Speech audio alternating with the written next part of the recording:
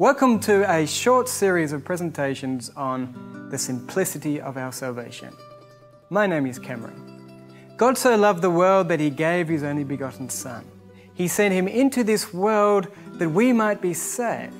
However, everything that Jesus has done for us means nothing unless we need it.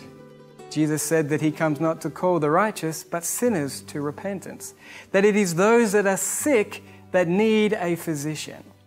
We are all sick. We are all infected by sin, yet we do not know it. Jesus Christ came to save us from something that very few of us are aware of. Many of us as Christians are like sailors on the sea. When times get tough, we cry out to God, but when it is easy going, we forget all about Him. We need to recognize our condition. If we will recognize our condition, then we will always have a sense of need. In Isaiah 64 verse 6, it tells us that all our righteous acts are as filthy rags. That word, righteous acts, means that everything that we can do, because of the sin in our hearts, everything that we touch is polluted with sin. We cannot do the works ourselves. We must have a faith that will bring us another working. That's why in Romans 14 verse 23, it says, that which is not of faith is sin. There is a phrase that's often used, righteousness by faith. Let's think of that word as right doing by faith.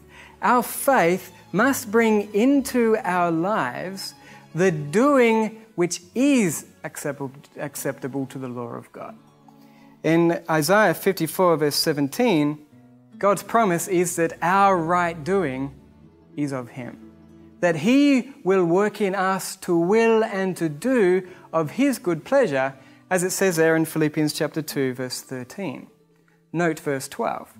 It says that we are to work out our own salvation with fear and trembling. That fear and trembling is that we ourselves will be found doing the works. It is God who is to work in us both to will and to do. If we are performing the own doings in our lives, it is filthy rags. It is sin. We must have faith that will bring us the doing of God into our lives. In Romans 10 verse 3, it talks about the ignorance of God's right doing and how we go about to establish our own right doing, not submitting ourselves to the right doing of God.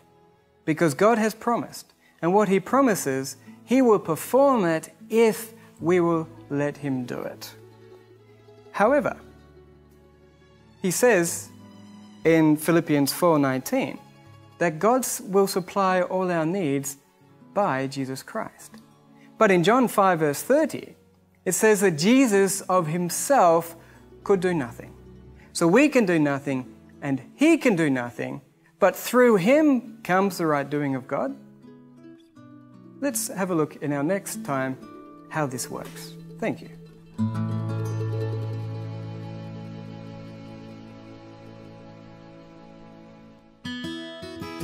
Thank you for watching. Please leave your comments below, and if you would like more information, please visit my website at www.eternalrealities.com.